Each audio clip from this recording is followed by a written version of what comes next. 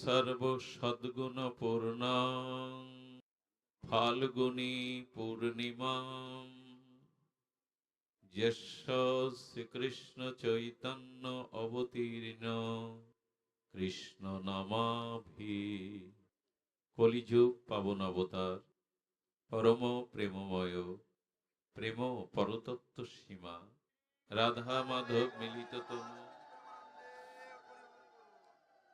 পরম করুণা বরুণালয় সংকীর্তন পিতা শ্রী শ্রী শচীনন্দন নদিয়া বিহারী গৌর হরি পতিত উদ্ধারণ পতিত পাবন দয়াল নিতাই চাঁদের মহানুকম্পায় শ্রী শ্রী গান্ধার্বিকা গিরিধারী অহৈতুকী করুণায় আজ আমাদের পরম সৌভাগ্যের দিন। আজ যে তিথি, এটি বৈদিক সনাতন ধর্মের আর্য হিন্দু সনাতনী জাতির বড় বন্দনীয়, স্মরণীয়, স্মরণীয় তিথি। আজ আরাধনার তিথি। 1407 শকে ফাল্গুনী পূর্ণিমায় বিদ্যাজন পরিবেষ্টিত সুরধ্বনি গঙ্গার তীরে শচী সিন্ধু গর্ভ মাঝে, সময়টা ছিল গোধূলি বেলা, বুধবার। রাধা কৃষ্ণ মিলিত তনু প্রেম পরতত্ত্ব মহাবদন্ন শ্রীকৃষ্ণ চৈতন্য মহাপ্রভুর আজ আবির্ভাব তিথি। 540 বছর পূর্বে এমনই এক মহা মহা সৌভাগ্যময় আনন্দময় গোধূলি লগনে শ্রীমান মহাপ্রভুর আবির্ভাব হয়েছিলেন। আজকের যে তিথি, এই তিথি বড় বন্দনীয় তিথি, স্মরণীয় এবং স্মরণীয় তিথি। আমরা এই তিথিকে বারংবার প্রণাম করি, বন্দনা করি, স্মরণ করি। শ্রীকৃষ্ণ চৈতন্য মহাপ্রভু তার এই পূর্ণ আবির্ভাব মহাতিথিতে বরাতিয়া দাসপাড়া স্থিত শ্রী শ্রী রাধা গোবিন্দ মন্দির শ্রী অঙ্গনে ভুবনমঙ্গল বিশ্বপাবন শ্রী শ্রী হরিনাম সংকীর্তন যজ্ঞের শুভ গন্ধাদি মাঙ্গলিক অধিবাস পর্বে ভাগবতীয় যে ভক্তিযজ্ঞ সুধা যজ্ঞের আয়োজন, এই আয়োজনে সর্বপ্রথমে অস্মাদীয় জীবনধন জীবন সর্বস্ব প্রাতঃস্মরণীয় পরম বন্দনীয় শ্রী শ্রীল গুরু মহারাজের রাতুল আতুল পাবন পদারবিন্দে পরার্ধ কোটি দণ্ডবৎ প্রণতি। সমাগত ভক্তজন, ভাগবত জন, বৈষ্ণব কুলতিলক, মহন্তগণ, আচার্যগণ, সুদীজন, মান্যজন, জ্ঞানীজন, শ্রদ্ধাশীলা ধর্মমূর্তি, দেবী মূর্তি, ভাগবতীয় মাতৃগণ, আপনাদের সকল ভক্ত চরণে আজ এই শুভ শ্রীমান মহাপ্রভুর 540তম আবির্ভাব তিথিতে বন্দনা পূর্বক বারবার আপনাদের চরণে ভূ ভূ দণ্ডবৎ প্রণতি। দেখুন, শ্রীকৃষ্ণ চৈতন্য মহাপ্রভুর যে মহা অবদান, সে অবদান আমাদের জানা একান্ত প্রয়োজন। মহাবদন্যায় কৃষ্ণ প্রেম প্রদয়তে কৃষ্ণায় কৃষ্ণ চৈতন্য নামনে গৌরতীশে নমঃ। চৈতন্য মহাপ্রভু কে? ধ্যান দিন শব্দের দিকে। ইনি অখণ্ড পরতত্ত্ব, স্বয়ং ব্রজেন্দ্রনন্দন কৃষ্ণই গৌর হয়ে আসছেন। এত ভাবি কলিকালের প্রথম সন্ধ্যায় অবতীর্ণ হইলেন কৃষ্ণ আপনি নদিয়ায়। অর্থাৎ ব্রজেন্দ্রনন্দন অখণ্ড পরতত্ত্ব স্বয়ং ভগবান কৃষ্ণই নবদ্বীপে আসছেন। তা আসার প্রয়োজন কি? কৃষ্ণই যদি, স্বয়ং ভগবান যদি দাপরে এসে থাকেন, তা কলিতে আবার কৃষ্ণই কেন আসবেন? বলেন, শ্রীকৃষ্ণই গৌর রূপে আসছেন, কিন্তু তার কিছু বৈশিষ্ট্য আছে যেটি ভগবান শ্রীকৃষ্ণের জগৎকে, জীবকে দিয়ে যেতে পারেননি। শ্রীকৃষ্ণ স্বয়ং ভগবান, তিনি অসুর বিনাশ করেছেন, পাপীদের নাশ করেছেন, অগাসুর, বগাসুর, পুতনা, কংস, জরাসন্ধ, শিশুপাল, তিনি ভক্তকে রক্ষা করেছেন, অসুরদের বিনাশ করেছেন। দ্বারকাতে 55 বছর রাজত্ব করেছেন। মথুরাতে 20 বছর উগ্রসেনকে সিংহাসনে বসিয়ে তিনি রাজ্য পরিচালনা করেছেন। তিনি অসুর বিনাশ করেছেন, পাপীকে বিনাশ করেছেন, সাধুদের রক্ষা করেছেন এবং ধর্মরাজ্যকে প্রতিষ্ঠা করেছেন। কিন্তু মহাপ্রভু কি করেছেন? সেই শ্রীকৃষ্ণ যখন মহাপ্রভু রূপে আসছেন, তখন তার মধ্যে কিছু বৈশিষ্ট্য লক্ষ্য করেছেন আচার্যরা। শ্রীকৃষ্ণ অসুর বিনাশ করেছেন, পাপীদের নাশ করেছেন, চৈতন্য মহাপ্রভু কাউকে বিনাশ করেননি। চৈতন্যক্ষ ভগবান কাউকে বিনাশ করেননি। তিনি কি করেছেন? অসুর বা পাপীদের মধ্যে যে পাপ বা অসুরত্ব ছিল, সেই পাপ বা অসুরত্ব তিনি দৈন্য দিয়ে, ক্ষমাগুণ দিয়ে, প্রেম দিয়ে সেই অসুরত্ব পাপকে বিনাশ করে পাপীকে ভক্ত করেছেন, তাকে প্রেম ভক্তি দান করে অন্যতম শ্রেষ্ঠ করেছেন। এটা শ্রীকৃষ্ণ করেন। ভগবান যখন আসেন তখন অসুর বিনাশ হয়, পাপীদের বিনাশ হয়, এটা সকলেই জানি। হিরণ্যাক্ষকে বধ করেছেন ভগবান বরাহদেব, রামচন্দ্র বধ করেছেন রাবণ, কুম্ভকর্ণ, রাক্ষসদের। নৃসিংহ ভগবান হিরণ্যকশিপুরকে বধ করলেন, কিন্তু চৈতন্য মহাপ্রভু কাকে বধ করেছেন? তিনি এবার অস্ত্র ধরেননি, তিনি এবার কাউকে বিনাশ করেননি। বিনাশ করেছেন অসুরত্ব, পশুত্ব এবং তার ভিতরে শুদ্ধ ভক্তি দিয়ে, প্রেম দিয়ে। এই জন্য তিনি মহাবদান্যায়, সবার প্রতি করুণা, তিনি সকলের প্রতি কৃপা আর দৈন্যতা এবং উদারতা নিয়ে এসেছেন। অস্ত্র ধরেননি, কাউকে সংহার করেননি, কিন্তু তাকে শুদ্ধ প্রেম দিয়েছেন। তিনি ব্রাহ্মণ এবং চণ্ডালকে একত্রিত কোলাকুলি করিয়েছেন, যেটা স্বপ্নেও ছিল না। চৈতন্য মহাপ্রভু আসার পূর্বে জাতির এত কড়াকড়ি ছিল, দলে দলে শত নয়, সহস্র নয়, লক্ষ কোটি যাদেরকে নিম্ন শ্রেণী বলা হতো, তারা উচ্চ শ্রেণীর হিন্দুর অত্যাচারে দলে দলে তারা ধর্মচ্যুত হয়ে অন্য ধর্ম গ্রহণ করেছে। মহাপ্রভুর আসবার পূর্বে রাজনৈতিক আকাশ ছিল মেঘলা, জাতিতে জাতিতে ছিল ভেদাভেদ। ধর্মের নামে সে সময় যা ঘটেছিল সেগুলো আদৌ মানুষের প্রকৃত কল্যাণের জন্য যথেষ্ট ছিল না। শাস্ত্রের পাণ্ডিত্য ছিল, হৃদয়ে কারো সরস ভক্তি ছিল না। মানুষ পূজা পার্বণ করত, কিন্তু নিজের সুখ বাসনায়, পুত্র চাই, ধন চাই, রোগ সারা চাই, এইগুলি। তো চৈতন্য মহাপ্রভু আসার পরে তিনি জগৎকে কি দিলেন? এমন একটি জিনিস আনলেন চৈতন্য মহাপ্রভু, যা অন্য কোনো অবতারে আসেনি, দেননি। তিনি কি করলেন? ব্রাহ্মণ চণ্ডালে করে কোলাকুলি, কবিবা ছিল এই রঙ্গ। মহাপ্রভুর ভক্তগণের মধ্যে অনেকেই নিচকুলের ছিলেন, যাদেরকে আমরা নিচকুল বলে অভিহিত করি সমাজে। মহাপ্রভু তাদের দ্বারা ভক্তি প্রচার করেছেন। হরিদাস ঠাকুরের কি জাতি বুদ্ধি ছিল? রায় রামানন্দের কি জাতি, উচ্চ জাতি ছিল? তিনি এই সব ভক্তদের দিয়ে জগৎকে দেখিয়েছেন উঁচু নিচু মানুষের কর্মে, মানুষের স্বভাবে, জাতিতে নয়। একটি মানুষের পরিচয় তার কর্মে, একটি মানুষের উঁচু নিচত্ব পরিচয় নির্মাণ হবে তার স্বভাব, তার কর্ম এ দিয়ে। এই জন্য মহাপ্রভু ব্রাহ্মণ এবং চণ্ডাল এদেরকে হরিনামে কোলাকুলি করিয়েছেন, এদেরকে একত্রিত করেছেন। কিছু মনে করবেন না, মহাপ্রভু হরিনামে আমাদের গলাগলি করিয়েছেন, আমরা সেই হরিনাম পেয়ে এখন দলাদলি করি। মহাপ্রভু সবাইকে এক কাতারে এনেছেন হরিনামে, আমরা এখন নাম নিয়ে পাড়ায়, এ পাড়ায় ও পাড়ায় যজ্ঞ নিয়ে দলাদলি করি। এটা মহাপ্রভু চাননি। খোল করতাল সহযোগে উচ্চেশ্বরে সংকীর্তন প্রচার মহাপ্রভুর আগে ছিল না।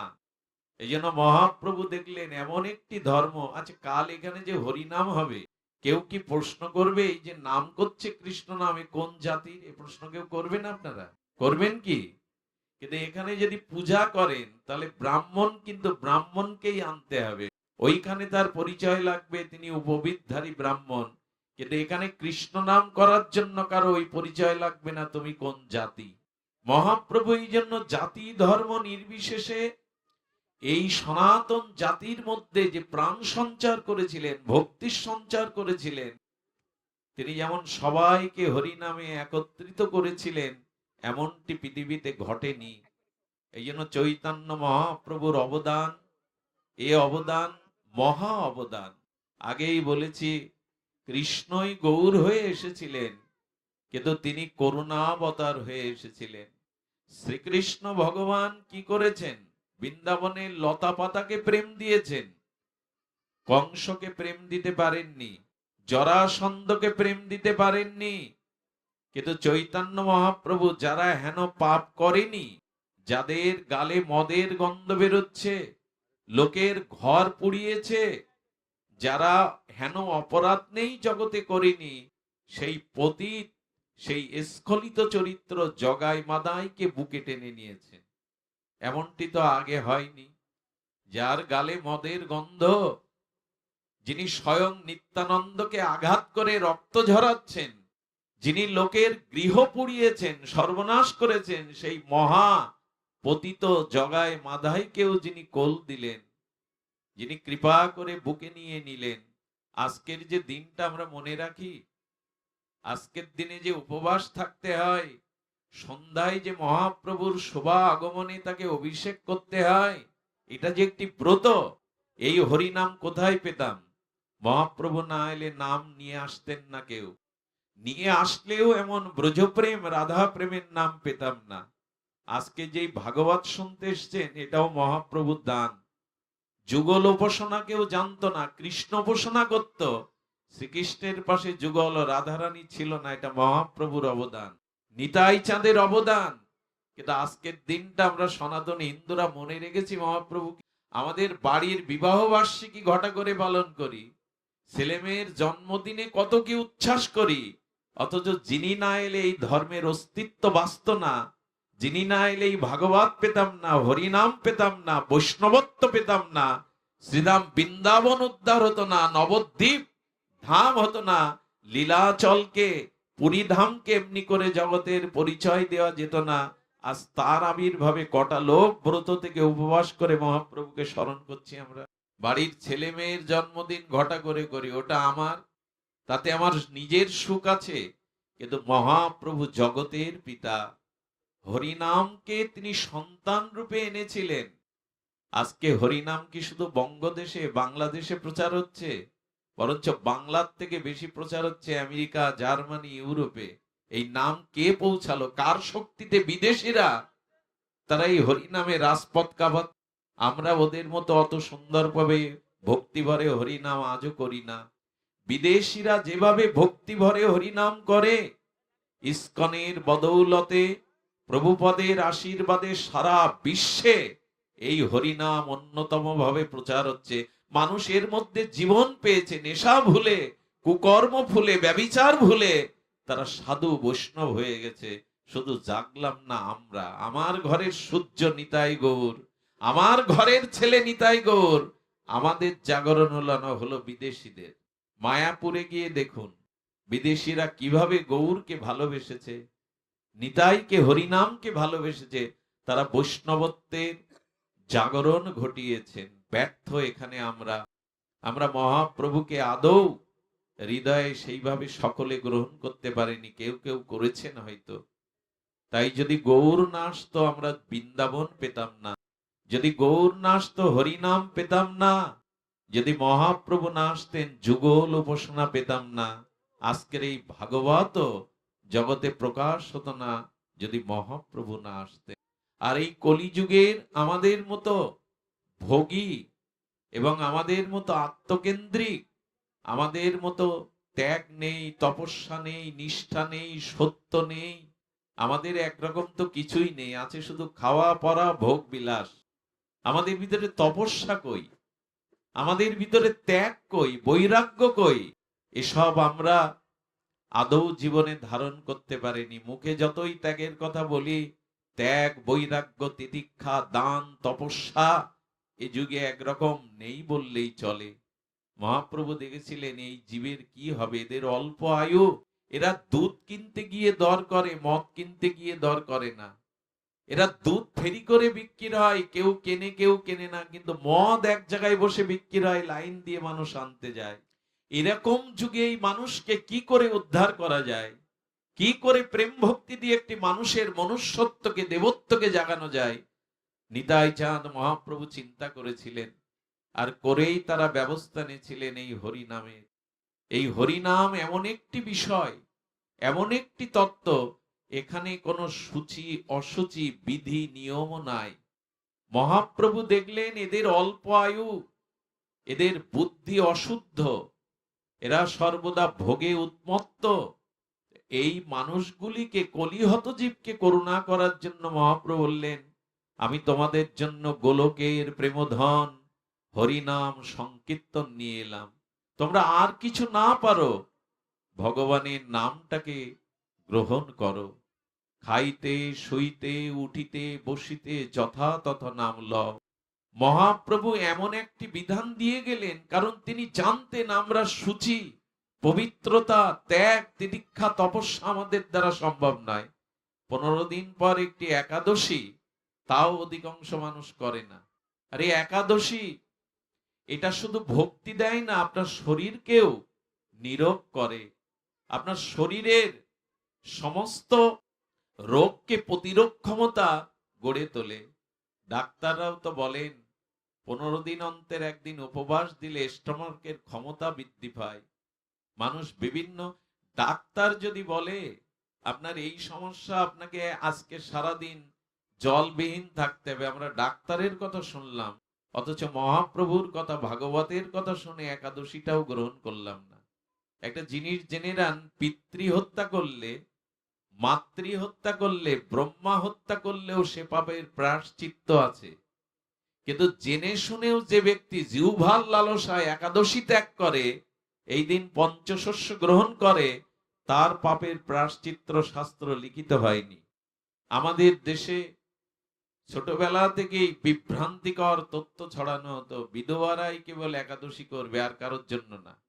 আর একাদশী বলে কয়ে যদি কাউকে করান, তা একাদশী না করে অনেক সময় আটাদশীও করে। রুটি খাও, যা খেয়ে আরো রোগগ্রস্ত হও, আরো সমস্যাগ্রস্ত হও। আরে 15 দিন অন্তর ভগবানকে সন্তুষ্ট করার জন্য একটা ব্রত করতে পারে না মানুষ, তো তারা কি করবে? মহাপ্রভু এই জন্য বললেন একাদশীটাকে আঁকড়ে ধরো। ভগবানের এই হরিবাসর যারা পালন করে, তাদের প্রেম ভক্তি হয়। শ্রী হরিবাসরে হরি কীর্তন বিধান।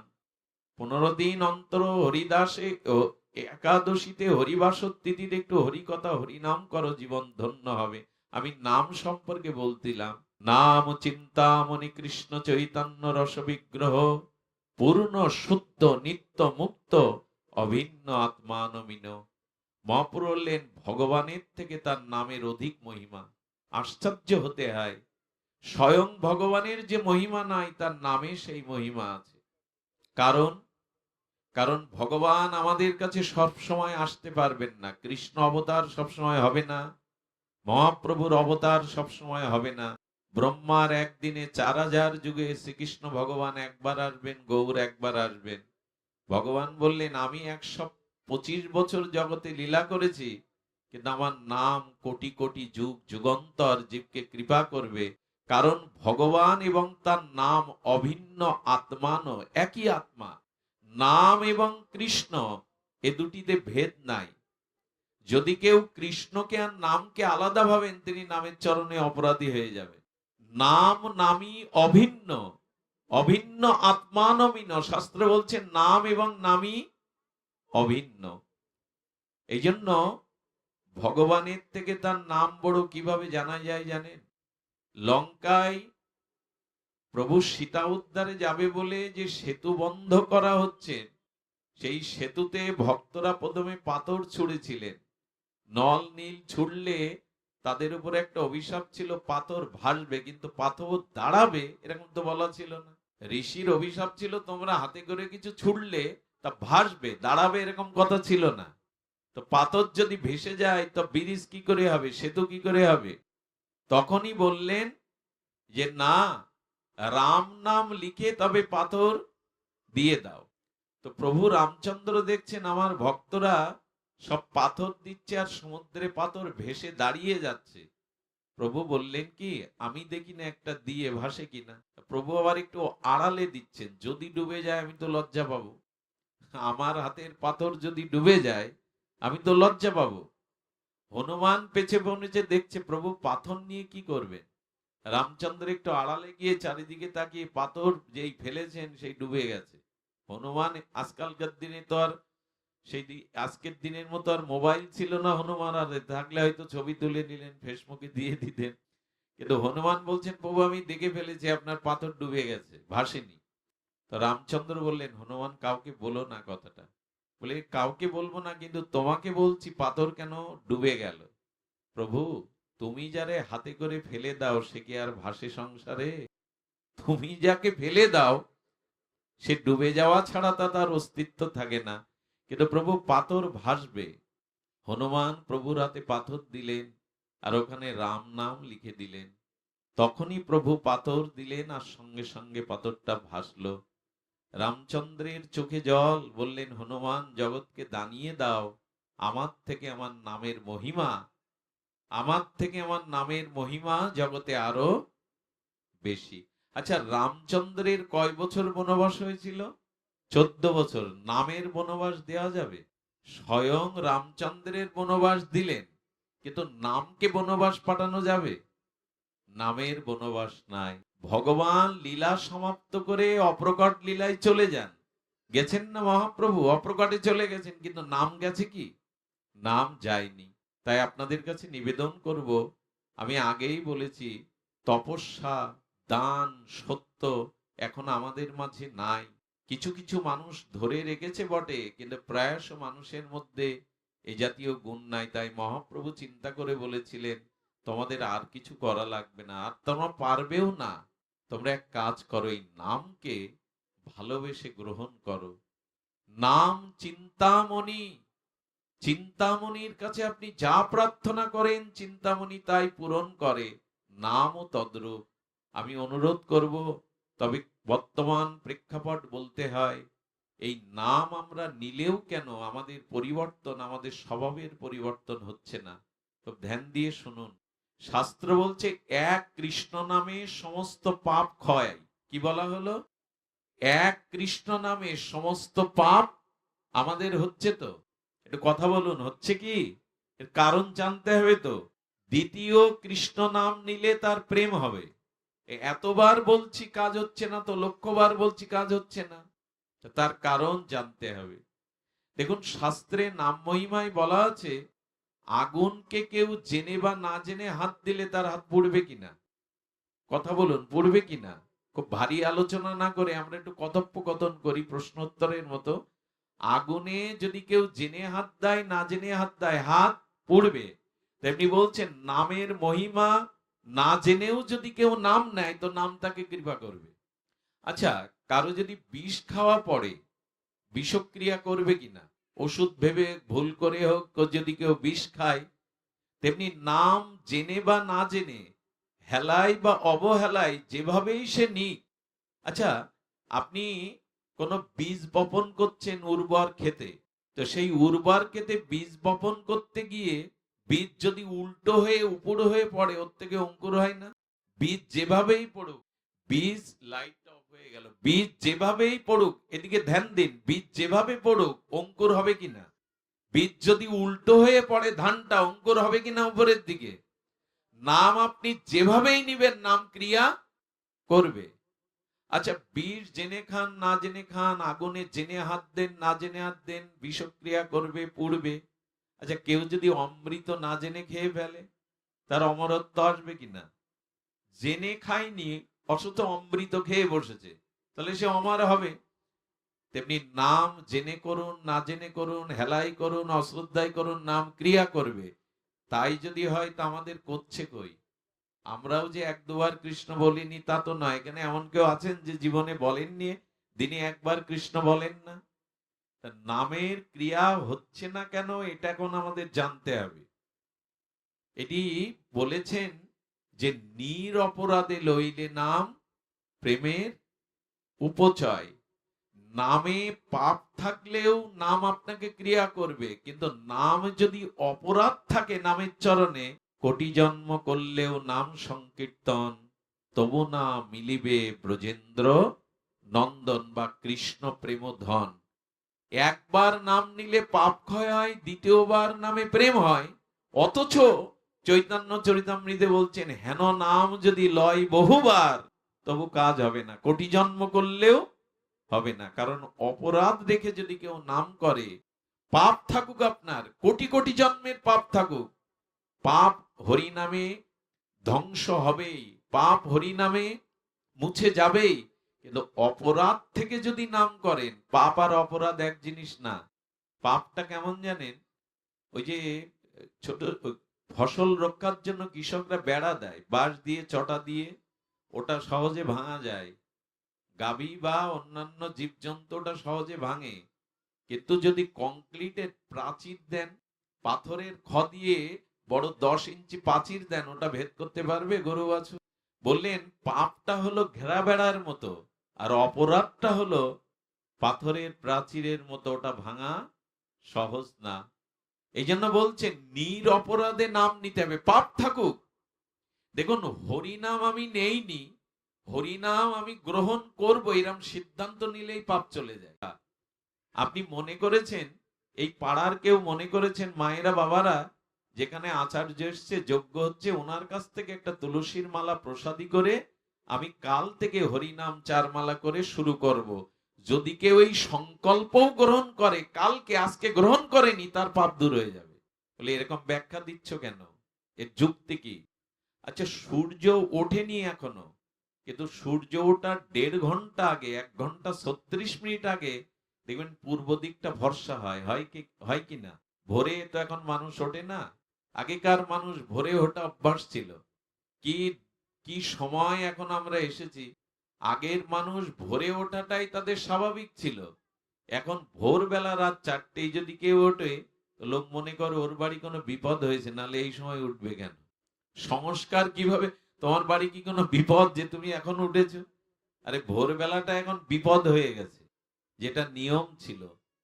তো কি হয়েছে, সূর্য ওঠার 1 ঘন্টা 36 মিনিট পূর্বে যদি পূর্ব দিগন্ত ফর্সা হয়, এখনো সূর্য উদয় হয়নি, তো শাস্ত্রে বলছেন এখনো আমি নাম নেইনি, নাম গ্রহণ করবে এরকম সংকল্প করলেও হৃদয়ে গোবিন্দ পাপ দূর করে দেয়, নাম পাপ দূর করে দেয়। তো সেই নামে আমাদের ক্রিয়া হচ্ছে না কেন? ক্রিয়া হচ্ছে না কেন শুনুন। আচ্ছা, আগুনে হাত দিলে জেনে না জেনে হাত দিলে পুড়বে, কিন্তু আগুনে হাত দিলে সবসময় হাত পড়ে না। এরকম জানেন, আগুন জ্বলছে, আপনি তার মধ্যে দ্রুত হাতটা নিয়ে আবার সরিয়ে আনলেন, এতে পুড়বে কি? আগুনের মধ্যেই তো হাত দিলেন, দিয়ে দ্রুত টেনে আনলেন হাতটা, ওতে পুড়বে কি? তাপ লাগতে পারে, হাত পুড়বে না। চামড়ার সাথে আগুনকে দদাত্ত করাতে হবে, চামড়াটার ভেতরে আগুনটা যাতে প্রবেশ করে সেই সময় পর্যন্ত অপেক্ষা করতে হবে, নাহলে হাত পুড়বে না। তেমনি নামটাকে হৃদয়ের সাথে মিশিয়ে নাও, প্রেম ভক্তির সাথে শ্রদ্ধার সাথে ভেতরে মিশিয়ে নাও, তবে সেই নাম ক্রিয়া করবে। নাম করতে কালকে এখানে সন্ধ্যাবেলা আসবেন, আমি নিন্দা করছি না। যজ্ঞে যারা আসে, ভগবানের নাম শুনতে যারা এখানে আসে, সেখানে এত কোলাহল থাকবে কেন? এটা তো বাজার না।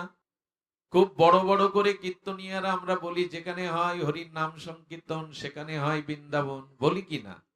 বৃন্দাবনে পাপড় ভাজা, চুরি, আইনা, ফিতা কেনার জায়গা। ও, আমাদের শ্রদ্ধেয় জয়দেব দা এসেছেন, তার সঙ্গীগণ এসেছেন, আমরা একটু জয়ধ্বনি করি। দাদা তাদের মূল্যবান সময় দিয়ে আমাদের মাঝে এসেছেন। দাদা বসুন।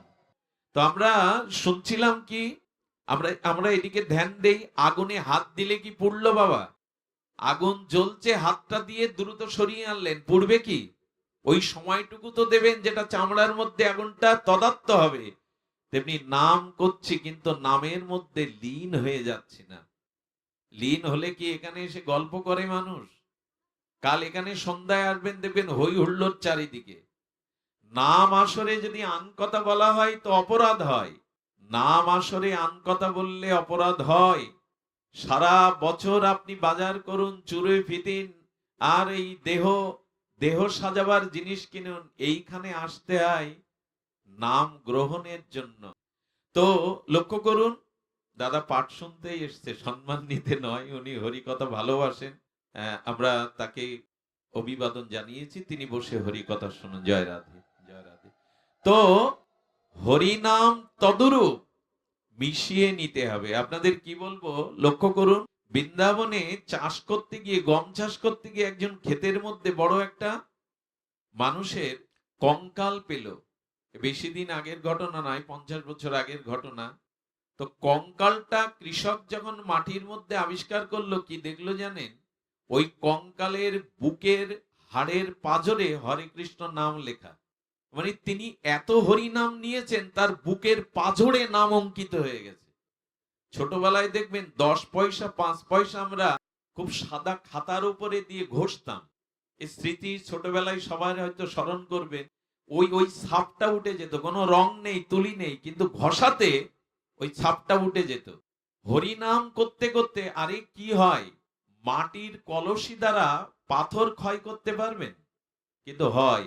মায়েরা দেখবেন কলের ধারে বা শান বাঁধানো ঘাটে মাটির কলসি রাখে, দীর্ঘদিন রাখতে রাখতে ওই জায়গাটা গর্ত হয়ে যায়। যদি মাটির কলসিতে পাথর গর্ত হয়ে যায়, হরিনাম নিতে নিতে বুকের পাঁজরেও হরিনাম অঙ্কিত হয়ে গেছে তার। বাবাজি মহারাজ বললেন ইনি খুব নাম নিতেন, এই নাম নিতে নিতে ওনার পাঁজরের মধ্যেই নাম অঙ্কিত হয়ে আছে। আরে কত বিস্ময়কর কথা! সনাতন গোস্বামী যে বৃক্ষের তলে বসে নাম করতেন, উনি অপ্রকাট হওয়ার পরে, দেহ রক্ষা করার পরে সেই বৃক্ষটাও শুকিয়ে মারা গেল। বৃক্ষের ছালগুলো যখন উঠে গেল, মরে যাচ্ছে শুকিয়ে, দেখে গাছের ভিতরে হরে কৃষ্ণ নাম অঙ্কিত হয়ে আছে। আপনাদের কি বলবো, সিদ্ধ বাবা ঝোপ ঝাড় ইট কাঠ পুরনো বাথরুম ছিল 20 বছর আগে, ওটা ঝাড়ু দিয়ে পরিষ্কার করে গোবর ছড়া দিয়ে লোক ভিড় করবে, তাই ওখানে বসে গোপনে নাম করতেন। 1 মাস পরে ওনার এক শিষ্য ওখানে বসে নাম করতে গিয়ে দেখে ইট থেকে, কাঠ থেকে নাম ধ্বনিত হচ্ছে। উনি বুঝলেন সিদ্ধ বাবা বসে নাম করতেন, তাই তার নামের স্পর্শটা এই জড় বস্তুকেও চিন্ময় করে দিয়েছে। আপনি বারবার চুম্বকে লোহা ছোঁয়াবেন, কিছুক্ষণ ছোঁয়াতে ছোঁয়াতে দেখবেন লোহাটার মধ্যেও কিছুক্ষণের জন্য চুম্বকের ধর্ম চলে গেছে।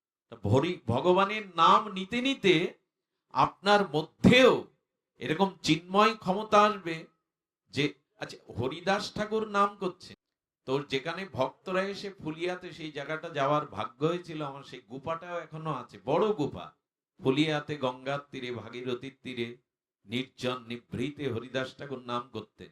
কিছু কিছু ভক্ত এসে নাম শুনতেন, বললেন ঠাকুর এই মাটির নিচে মনে হয় কোনো বিষাক্ত সর্প আছে, তার বিষক্রিয়ায় এই মাটিতে বসলেই বিষ জ্বালা হয়।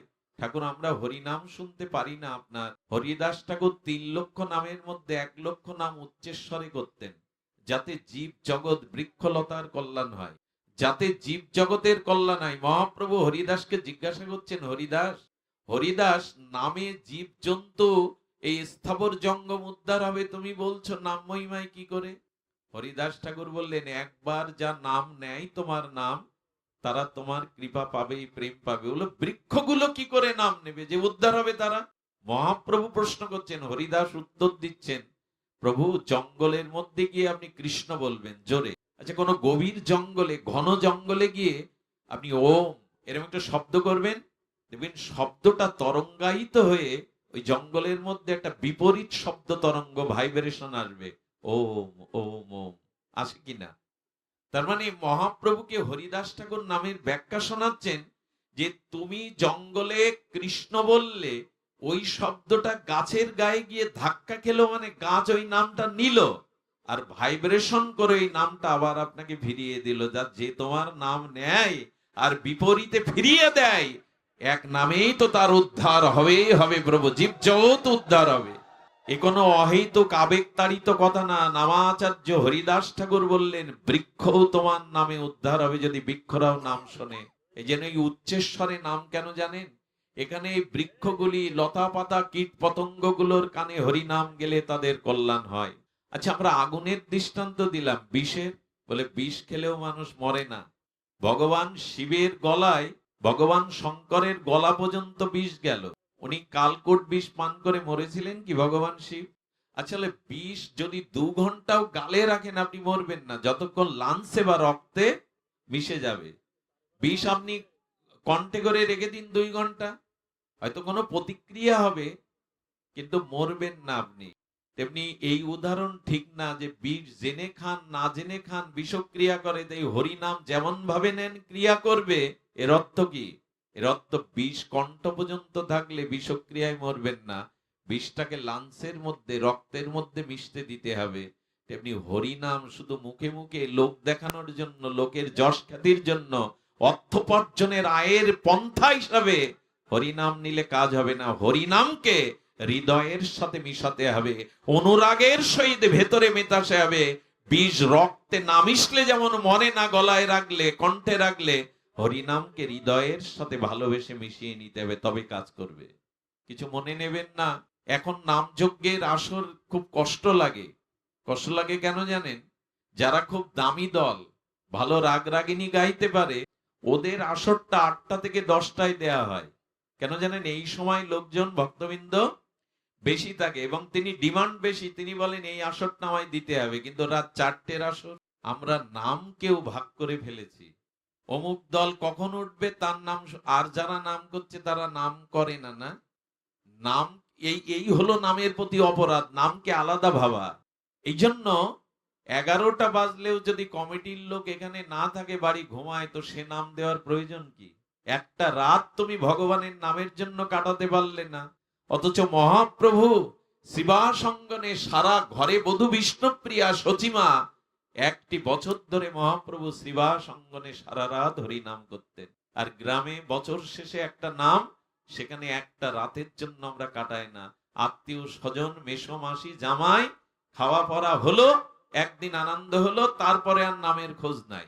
এত সুন্দর মন্দির করেছেন, এটা আমার ভালো লাগছে। একজন এই পাড়ার কিছু উদ্দীপন সাহসী যুবক আপনাদের আশীর্বাদ নিয়ে মন্দিরটা দেখে আমি সত্যিই অভিভূত হয়েছি।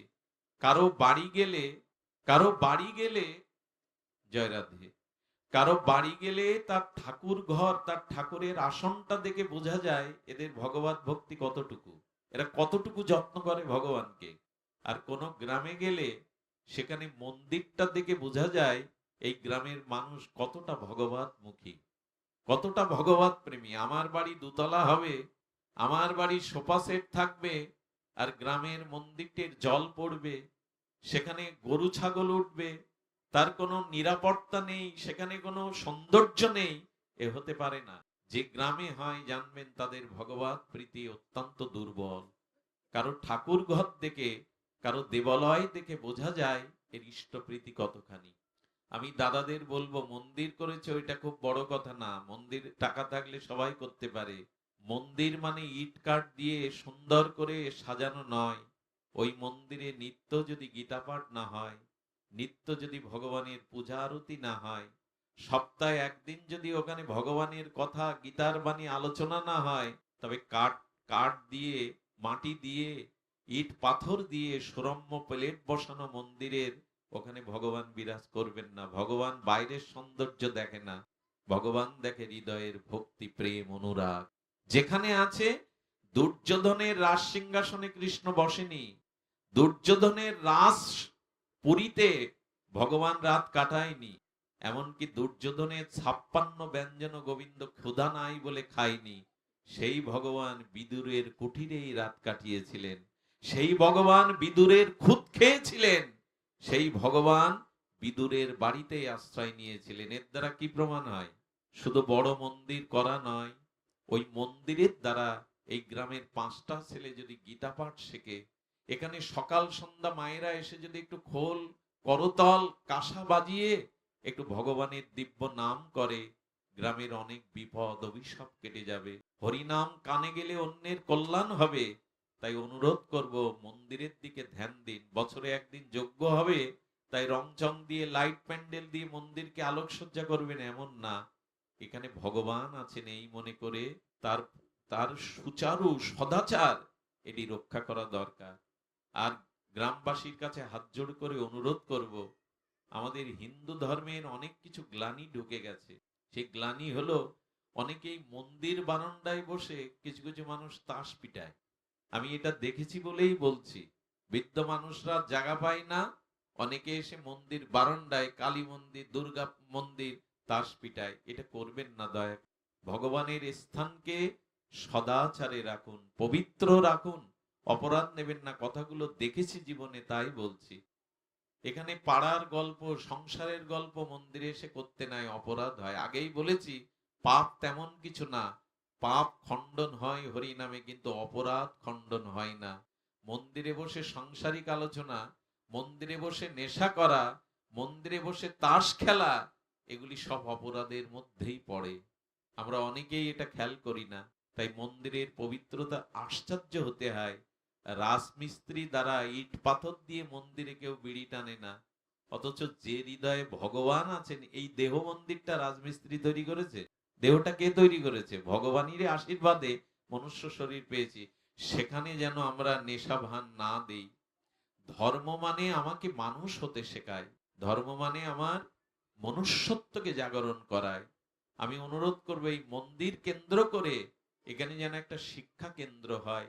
যারা একটু শিক্ষিত, গীতা পাঠ করতে পারেন, 2-5টা বাচ্চাদের ডেকে তাদেরকে গীতা শেখান। সপ্তাহে একদিন শেখান। সে কি করবে জানেন?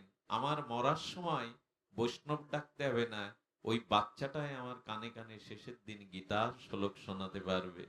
বাইরে থেকে ডাকতে হবে না, ওই বাচ্চাটাই আমাকে গীতার বাণী শোনাবে। তাই আসুন, ধর্ম শুধু বছরের 2-4টে দিন উৎসবে সীমাবদ্ধ না থাকুক। ধর্ম আমাদের নিত্যদিনের আচরণে আসুক। আমি বলছিলাম, নামকে হৃদয়ে মিশিয়ে নিন, নামকে অনুরাগ প্রীতিতে মিশিয়ে নিন। শুধু মুখে রাখলে কাজ হবে না। আর বলেছিলাম, অমৃত খেতে হবে, অমৃত পান করলেই অমরত্ব আসবে। তেমন হরিনামকে ভালোবেসে গ্রহণ করতে হবে। আমি নিবেদন করব, মহাপ্রভু চেয়েছিলেন শুধু আসরে নাম নয়। এই যেখানে আসর করে সাজিয়েছেন না, এখানে কাল নাম হবে। মহাপ্রভু বলেছিলেন, শুধু আসরে যেন নাম সীমাবদ্ধ না থাকে, প্রতি ঘরে ঘরেই যেন হরিনাম হয় সকাল সন্ধ্যাবেলা। আজকে দুঃখ হলো, ঘরে হরিনাম হয় না, এখন আসরেই হরিনাম হয়। হয়তো শতকরা 2-5টি ঘরে সকাল সন্ধ্যা এই হরিনাম হয়। তো আমি আপনাদের নিবেদন করব, যে ঘরে ঘরে মায়েরা, বিশেষ করে মায়েদের অনুরোধ করব, মা তোমরা জাগো। বাবারও তো অফিসে থাকে, ব্যবসা বাণিজ্যে থাকে, ব্যস্ত থাকে। তোমরাই ঘরে অন্তত সকাল সন্ধ্যা একটা করতাল কিনে একটু ঝাঁজ পিটিয়ে হরিনাম করো। এতে অমঙ্গল দূর হবে, এতে অকল্যাণ দূর হবে। একটা জিনিস বলি, মায়েরা এখানে অনেক মায়েরা আছে, যে কথাটা আমি বেশি আলোচনা করিনি কখনো। পঞ্চপাণ্ডব কয়জন বাবা? 5 জন বলেই তো পঞ্চপাণ্ডব। পঞ্চপাণ্ডবের লক্ষ্য করুন, এখানে পঞ্চপাণ্ডব হলো যুধিষ্ঠির, ভীম, অর্জুন, নকুল, সহদেব। যুধিষ্ঠির হলো ধর্ম, ভীম হলো বল। একটু ধ্যান দিবেন, কথাটা খুব মার্মিক কথা। যুধিষ্ঠির হলো ধর্মরাজ, ধর্ম, আর ভীম হলো বল প্রতীক, আর অর্জুন হলো আত্মার প্রতীক। অর্জুন কিসের প্রতীক? আত্মা। সখা মানেই তো একই আত্মা, কৃষ্ণ এবং অর্জুন আত্মা। আর নকুল হলো বুদ্ধি, আর সহদেব হলো কি বলছেন? ধর্ম, বল, আত্মা আর বুদ্ধি। আর সহদেব হলো স্বরূপ। আচ্ছা, পঞ্চ পাণ্ডব হলো এই। তা বল বা বুদ্ধি কৌরবদের ছিল না? ছিল কিনা? দুর্যোধনদের, কৌরবদেরও বল ছিল, বুদ্ধি ছিল। কিন্তু পঞ্চপাণ্ডব জয়ী হলো বা পঞ্চপাণ্ডব বিজিত হলো, কৌরবরা পরাজিত হলো। তার কারণ কি? আর তার কারণ আগার বলার আগে একটা কথা বলে নি। দেখুন, দুর্যোধনের মেয়ের সাথে ভগবান শ্রীকৃষ্ণের ছেলে শাম্বের বিবাহ হয়। সম্পর্কটা কি হলো? বেয়াই হয়ে গেল। অর্থাৎ শ্রীকৃষ্ণের সাথে দুর্যোধনের মেয়ের আর শ্রীকৃষ্ণের ছেলে শাম্বর, তাহলে তার আত্মীয়। কিন্তু এখানে লক্ষ্য করুন, কৃষ্ণ কেন কৌরবদের পক্ষ না নিয়ে পাণ্ডবদের পক্ষ নিলেন? কৃষ্ণ কেন কৌরবদের না পাণ্ডবদের রথের ড্রাইভার হলেন? সারথি শব্দটা অনেকেই বুঝবে না। অর্জুনের রথ চালালেন কে? শুধু তাই, কৃষ্ণ তাদের সাথে খেয়েছেন, উঠেছেন, একসাথে ভোজন করেছেন। এমনকি বলতে হয় অর্জুনের রথে যেখানে বসবেন ওই জায়গাটাও কৃষ্ণ রথে ওঠার আগে পরিষ্কার করত, ঘোড়ার জলটাও খাওয়াতো উনি। এবং দুর্যোধনের কাছে উনি সন্ধির প্রস্তাব নিয়ে দূত হয়ে গেছেন, পিয়ন হয়ে গেছেন। তো কৃষ্ণের এত দয়া পাণ্ডবদের কেন? কৌরবদের মধ্যে তার দয়া নেই কেন? আমি কথাটি শুনতে অনুরোধ করছি মন দিয়ে। তার মূল কারণটা হলো কৌরবদের দলে, কৌরবদের মধ্যে দ্রৌপদী ছিল না। কৌরবদের দ্রৌপদী ছিল না, পাণ্ডবদের জীবনে ছিল দ্রৌপদী। এই কথাটা বারবার বললেও আমাদের হৃদয়ে, আমাদের হৃদয়ে না, শ্রবণে রুচির অভাব হবে না। দ্রৌপদী কৃষ্ণের খুব প্রাণ প্রিয় ছিল। দ্রৌপদীকে, কৃষ্ণাকে কৃষ্ণ অত্যন্ত ভালোবাসতেন। তার কারণও ছিল, কারণটা শুনুন। শুধু দ্রৌপদীর কারণেই পাণ্ডবদের পেছনে ছায়ার মতো কৃষ্ণ এত কাজ করেছেন, এতটা ভালোবেসেছেন। দ্রৌপদী, কৃষ্ণা, যজ্ঞাসিনী না থাকলে কৃষ্ণ তো ভালোবাসতেন না, আর পঞ্চপাণ্ডব জয়ী হতে পারত না। তার একটা মূল কারণ দেখুন, আমি কি কি বললাম পাণ্ডবদের? ধর্ম, বল, আত্মা, স্বরূপ আর বুদ্ধি। কিন্তু দ্রৌপদী হলো দয়া।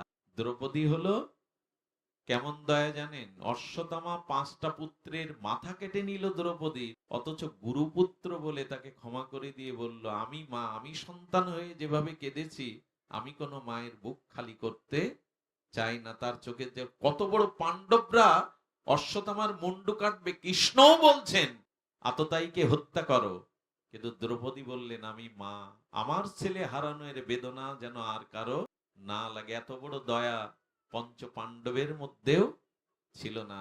এই জন্য দ্রৌপদী হলো দয়ার প্রতীক। আচ্ছা, মিলিয়ে নিন তো, আপনার মধ্যে ধর্ম আছে, মালা তিলক সব ধর্ম আছে, অথচ দয়া নেই, ও ধর্ম কাজ দেবে না।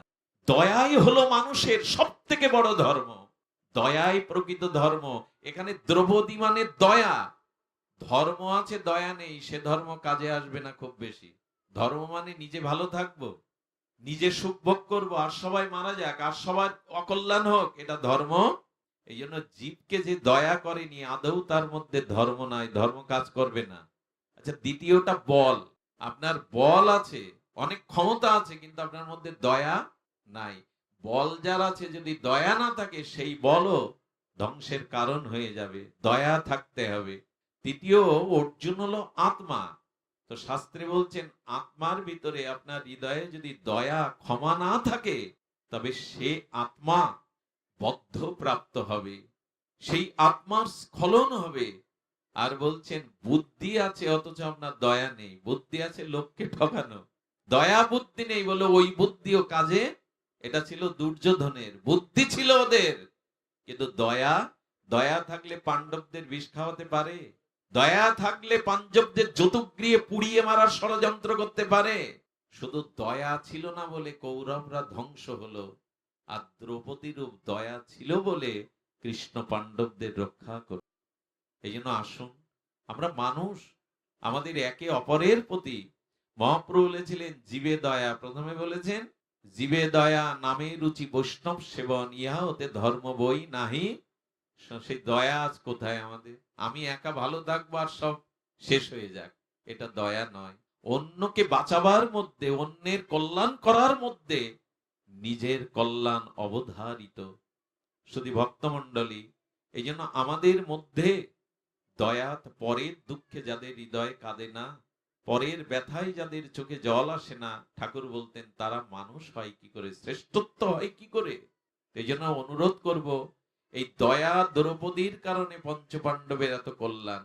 আসুন আমাদের ভিতরে সেই দয়া এবং আমাদের ভিতরে অপরাধটা আসুক। আমি বারবার এই কথা বোঝাবার বা বলবার আমার ক্ষুদ্র জ্ঞানে চেষ্টা পাচ্ছি যে আমাদের অপরাধ শূন্য থাক। সেই অপরাধের মধ্যে সব থেকে বড় অপরাধ হলো শ্রেষ্ঠ চরণে, মহতের চরণে অপরাধ করা, পিতা মাতা গুরু শ্রেষ্ঠ, এদের চরণে অপরাধ করা। আমি একটি দৃষ্টান্ত দিচ্ছি আপনাদের, যেটা আপনাদের হৃদয়ে স্পর্শ করবে। আচ্ছা, আমাদের ভিতরে দুটো ভাবনা জাগে, এক অশুভ ভাবনা, আর একটি হলো শুভ ভাবনা। জাগে কিনা? প্রত্যেকের মধ্যেই জাগে। একটা শুভ বাসনা, একটা অশুভ বাসনা। কারো কারো জীবনে এই অশুভ বাসনা তার পতনের কারণ করে দেয়। অশুভ বাসনাটা কেন জাগে জানেন? কোনদিন যদি কোন ক্রমে কোন শ্রেষ্ঠ বা মহতের চরণে আপনি অপরাধ করেন, আর সেই মহৎ হৃদয়ে ব্যথা দেন, অপরাধ করেন, তবে সেই মহতের হৃদয়ে যে অসন্তুষ্ট আসবে, তার কারণে আপনার হৃদয়ে অশুভ বুদ্ধি, অশুভ বাসনা জাগবে। আর শুভ বাসনা কাদের জাগে? আপনি জানেন না, জ্ঞাত অজ্ঞাত সারে যদি কোনো মহতের চরণে আপনি মহৎকে আনন্দ দিতে পারেন, মহৎকে মর্যাদা দিতে পারেন, সম্মান দিতে পারেন, তবে সেই মহতের হৃদয়ে আপনার কারণে যে করুণা, দয়া জ্ঞাত অজ্ঞাত সারে আসবে, তাতে আপনার চিত্ত শুভ বাসনা জাগবে। একটা কারণ দেখুন, এখানে কেউ না কেউ সাধু আছে, আর এখানে গীতা ভাগবত সামনে আছে। এই জন্য এখন আমাদের মনে কাউকে অপমান করার, কাউকে হিংসা করার বুদ্ধিটি মাথায় কাজ করছে কি? বরঞ্চ অন্যকে এগিয়ে দিয়ে মানুষ নিজে পিছিয়ে বসছে। আপনি আগে বসুন। এই যে এখানে অনেক গুণী মানুষ আছেন, শিক্ষিত মানুষ আছেন, কিন্তু অভিমান না রেখে মাটিতে বসে পাঠ শুনছেন, তিনি দাঁড়িয়ে পাঠ শুনছেন। কেন না? যেখানে মহৎগণ আসে, মহৎকে শ্রদ্ধা করা হয়, ওই মহতের হৃদয়ের যে আশীর্বাদে আপনার ভিতরে শুভ বাসনা জাগবে। প্রত্যেক আসরে এই কথাটা বলি, এখানে মায়েরাও আছে, বাবারাও আছে, কিন্তু এই জায়গাটার বাতাস এখন এত পবিত্র হয়ে গেছে, এখন কারো মনের মধ্যে কোনো বিকার আসবে না। এর একটাই কারণ, যেখানে সাধুগণ অবস্থান করে, যেখানে হরিকথা অবস্থান করে, যেখানে ভক্তগণ অবস্থান করে, সেখানে সবার প্রতি একটা করুণার দৃষ্টি মহতের পড়ে, আর তার দৃষ্টিতে মনে শুভ বুদ্ধি হয়। ছোট দৃষ্টান্ত দিয়েই পাঠ বিশ্রাম করছি। সেই দৃষ্টান্ত হলো, একজন এই পথ দিয়ে যাচ্ছেন, এখন আপনাদের এই গ্রামের পথ দিয়ে, বলছেন এই চলো না, ওখানে পাঠ হচ্ছে শুনি। আরে রাখো, কোন বক্তা কি বক বক করছে, ও শুনে কি হবে? আমার সামনে কিন্তু কথাটা বললেন না, আপনাদের সামনে বললেন না, রাস্তায় যেতে গিয়ে বললেন। এই যে মহতের চরণে তিনি অবজ্ঞা করলেন, উপহাস করলেন, কোনো না কোনো দিন কোনো অশুভ চিন্তা তার হৃদয়ে সে তার পতন ঘটাবেই। জানুন আর না জানুন আপনি, এক সাধু যাচ্ছে বনের পথ দিয়ে, ওনার প্রচন্ড উৎকট পিপাসা জেগেছে, উনি জল চেষ্টা করছেন, সামনে গিয়ে দেখে এই জঙ্গলের মধ্যেই সুন্দর একটা সরোবর, বাগানের মধ্যে, আর সেখানে পদ্ম ফুটে আছে, কল্লার ফুটে আছে, চারিদিকে গাছগাছালি, নির্মল জল। উনি স্নান করে জল পান করে তৃপ্ত হয়ে কি আশীর্বাদ করলেন জানেন? আর এই পুকুরটাকার শুনুন, এক ধনীর দুলাল, সে লম্পট টাইপের, তো ওইখানে বাগান বাড়ি করে ওই পুকুরটা করেছে, মাঝে মাঝে স্নান করবে, জল কেলি করবে। কিন্তু সাধু স্থানে তৃপ্ত হয়ে বললেন, বাবা, জঙ্গলের মধ্যে এমন সুন্দর একটা সরোবর যে করেছে, তার হৃদয়ের পরিবর্তন আসুক, তার হৃদয়ে ভক্তি আসুক। যেই বলেছে, বিকাশে নাম্বারে নাম্বার টিপলে যদি টাকা চলে যায় আপনার কাছে, তো সাধুর আশীর্বাদ যাকে করছে তার কাছে যাবে না? আশীর্বাদের অনেক মহিমা। আমরা দোয়া বলি বা আশীর্বাদ বলি, এটা অনেক মহিমা। কি হলো জানেন? ঘুণ লাগে যেমন বাঁশের মধ্যে, বাইরে বোঝা যায় না, ভেতরটা খেয়ে ফেলে, ওর ভিতরে 15 দিনের মধ্যে জাগরণ হলো, আমি করছিটা কি, টাকা পেয়ে সম্মান পেয়ে আমি করছিটা কি পাপ। ধীরে ধীরে তার চিত্তে ঘুণ লাগলো, তিনি দীক্ষা নিলেন, এবং দীক্ষার পরে ধীরে ধীরে ভক্তি জীবনে প্রবেশ করলেন। আমি অনুরোধ করব, কোন শ্রেষ্ঠ জনকে অবজ্ঞা করবেন না, পিতা মাতা গুরুবর্গ তাদের মর্যাদা লঙ্ঘন করবেন না। আপনার জীবনে শুভ পথে বাধা হয়ে দাঁড়াবে, অশুভ বুদ্ধি আপনার ভিতরে বৃদ্ধি পাবে। দ্রৌপদীকে লাঞ্ছনা না করলে কৌরবদের এত তাড়াতাড়ি এত ধ্বংস হতো না। রাবণ সীতাকে হরণ না করলে এত বড় ক্ষমতাধর রাবণের পতন হতো না। শ্রেষ্ঠকে অবজ্ঞা করেছেন মানেই আপনার আয়ু, ধর্ম, যশ নষ্ট হয়ে যাবে। সবশেষে বলি, আসুন ভাগবত থেকে আমরা কিছু জীবনে গ্রহণ করি, মাত্রই যেন সার না হয়। এর থেকে একটা উপদেশও যদি আমাদের জীবনে কাজে আসে, আমাদের জীবন ধন্য হবে, আমরা এগিয়ে যেতে পারবো। এই দাসপাড়ার শ্রীমন্দির দেখে, আপনাদের প্রচেষ্টা দেখে, এখানে যারা মহৎগণ এসেছেন তারা অত্যন্ত আনন্দিত। আপনারা এই যজ্ঞ সুসম্পন্ন করুন, মন্দিরটাকে বিদ্যার নিকেতন, ভাগবত চর্চার অনুশীলন কেন্দ্র করে তুলুন। আর সবশেষে একটা হাত জোড় করে অনুরোধ করে যায়, কত ঘর গ্রামবাসী এখানে আছেন আমার জানা নাই, তবে একটা অনুরোধ করি, একে অপরের প্রতি বিদ্বেষ করবেন না। একে অপরের অকল্যাণ চাইবেন না, মিলেমিশে যে কটা দিন বাঁচুন, একত্রিত হয়ে বাঁচুন। এই একত্রিত হয়ে বাঁচাটাই জীবন, একত্রিত হয়ে চলাটাই মহাপ্রভু চেয়েছিলেন। মহাপ্রভু এই জন্য সংকীর্তনের আয়োজন করেছিলেন, যাতে জাতি ধর্ম নির্বিশেষে সবাই আসতে পারে। আগামীকাল যজ্ঞের প্রতি সবাই লক্ষ্য করবেন। আজ মহাপ্রভুর আবির্ভাব তিথি, আমাদেরও কত করুণা, এই তিথিতে আমরা সাধু সঙ্গ হরিকথা শোনার ভাগ্য পেলাম। শ্রীমান মহাপ্রভুর 540তম আবির্ভাব তিথি ধন্য হোক। মহাপ্রভুর আদর্শ, হরিনামের আদর্শ সারা বিশ্বব্যাপী ছড়িয়ে পড়েছে, আরো পড়ুক এই প্রার্থনা রেখে শেষবারের মতো সে মন্দিরে ভগবানকে দর্শন করে যাক। এই ভাগ্য সব গ্রামের হয় না। এখানে সন্ধ্যাবেলায় যে আরতির ধ্বনিটা, এই ধ্বনিটা যাদের কানে যাবে তাদের কল্যাণ হবেই হবে।